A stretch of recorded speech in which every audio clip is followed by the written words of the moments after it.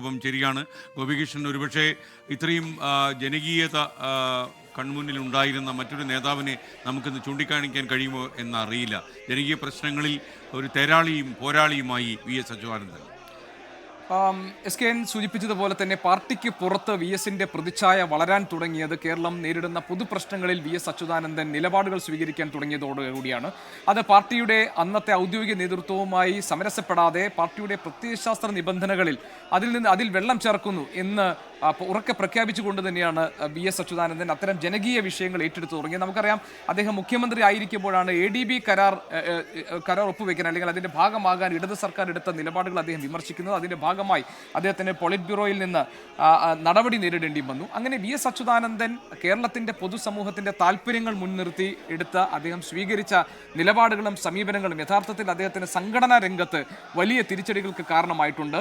എല്ലാ കാലത്തും പാർട്ടിക്കകത്ത് വിഭാഗീയത ഉണ്ടായ ഘട്ടങ്ങളിൽ ഒരു ഭാഗത്ത് VS അച്യുതാനന്ദൻ ഉണ്ടായിരുന്നു. അത് തുടക്കത്തിൽ EK നായനാറിനെതിരെ VS പിണറായി കൂട്ടുകെട്ടായിരുന്നെങ്കിൽ പിന്നീട് അത് പിണറായി വിജയനെതിരായിട്ടുള്ള VSന്റെ പോരാട്ടമായി മാറി. 98-ൽ VSന്റെ കൂടി വളരെ ശക്തമായ പിന്തുണയോടുകൂടിയാണ് CPMന്റെ സംസ്ഥാന സെക്രട്ടറി പിണറായി വിജയൻ എത്തുന്നത്. അതിനുശേഷം 2001-ൽ VS അച്യുതാനന്ദൻ പ്രതിപക്ഷ നേതൃസ്ഥാനത്തേക്ക് എത്തുമ്പോഴാണ് അദ്ദേഹം എടുത്ത നിലപാടുകൾ പാർട്ടിയുടെ ഔദ്യോഗിക നിലപാടുകൾക്ക് ഘടകവിരുദ്ധമാകുന്നതും പല സന്ദർഭങ്ങളിൽ അദ്ദേഹം സ്വന്തം നിലപാടുകളിൽ അടിയുറച്ച് ജനകീയ പ്രശ്നങ്ങളിൽ ഇടപെടാൻ തുടങ്ങിയതും.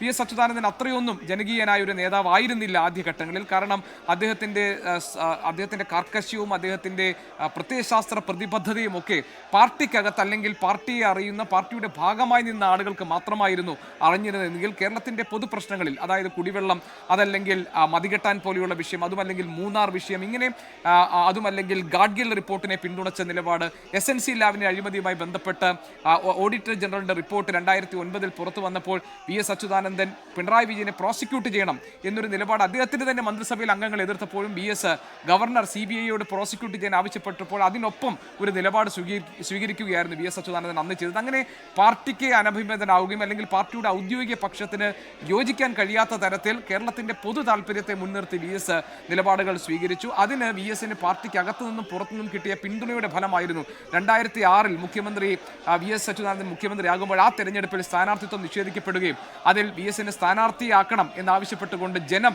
തെരുവിലിറങ്ങുന്ന, ഇതുവരെ ഒരു കമ്മ്യൂണിസ്റ്റ് പാർട്ടിക്കകത്ത് കാണാത്ത തരത്തിലുള്ള കീഴ്വഴക്കങ്ങൾ ലംഘിച്ചുള്ള ഒരു ഇടപെടൽ ജനങ്ങളുടെ ഭാഗത്തുണ്ടായത്. അത് VS എന്ന ജനകീയ നേതാവിന്റെ ഒരു രൂപപ്പെടലിന്റെ തുടക്കമായിരുന്നു എന്ന് നമുക്ക് മനസ്സിലാക്കാം.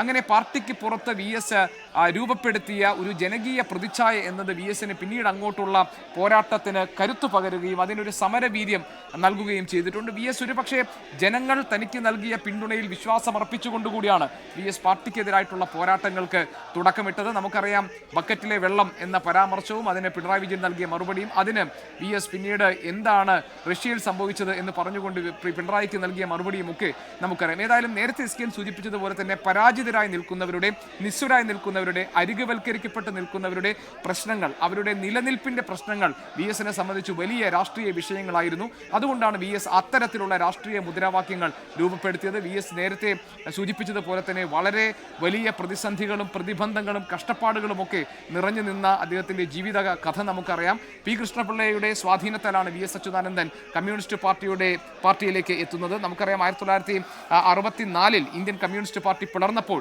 ദേശീയ കൗൺസിലിൽ നിന്ന് ഇറങ്ങിപ്പോന്ന 32 അംഗങ്ങളിൽ ഒരാളായിരുന്നു VS അച്യുതാനന്ദൻ.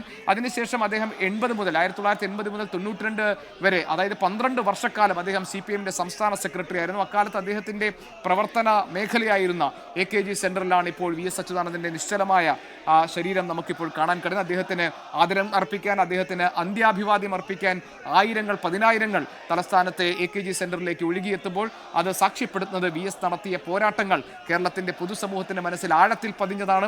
അതുകൊണ്ട് തന്നെ VSന്റെ വില എന്താണെന്നും VSന്റെ സാന്നിധ്യം കേരളത്തിന്റെ രാഷ്ട്രീയ സാമൂഹിക ഭാവിക്ക് എത്രത്തോളം ഗുണം ചെയ്യുന്നതാണെന്നുമുള്ള തിരിച്ചറിവ് ഇപ്പോൾ VSന് നൽകുന്ന ഈ യാത്രയപ്പിൽ നമ്മൾ കാണുന്ന ജനബാഹുല്യം സാക്ഷ്യം പറയും. അതാണിപ്പോൾ നമ്മൾ കണ്ടുകൊണ്ടിരിക്കുന്നത്. AKG സെന്ററിൽ VSന്റെ മൃതശരീരത്തിൽ ആദരാഞ്ജലി അർപ്പിക്കാൻ, അദ്ദേഹത്തെ അവസാനമായി ഒരു നോക്ക് കാണാൻ കണ്ണീരോടുകൂടി എത്തിയിരിക്കുന്ന 10,000-കണക്കിന് വരുന്ന പാർട്ടി പ്രവർത്തകരും അല്ലാത്തവരുമായി ഈ വലിയ ജനസഞ്ചയം VS എന്ന രണ്ടക്ഷരം കേരളത്തിന്റെ രാഷ്ട്രീയ നഭസിൽ എപ്പോഴും എല്ലാ കാലത്തും തിളക്കമാർന്ന ദ്വയാക്ഷരമായി നിൽക്കും എന്നതിന്റെ തെളിവാണ് SKN.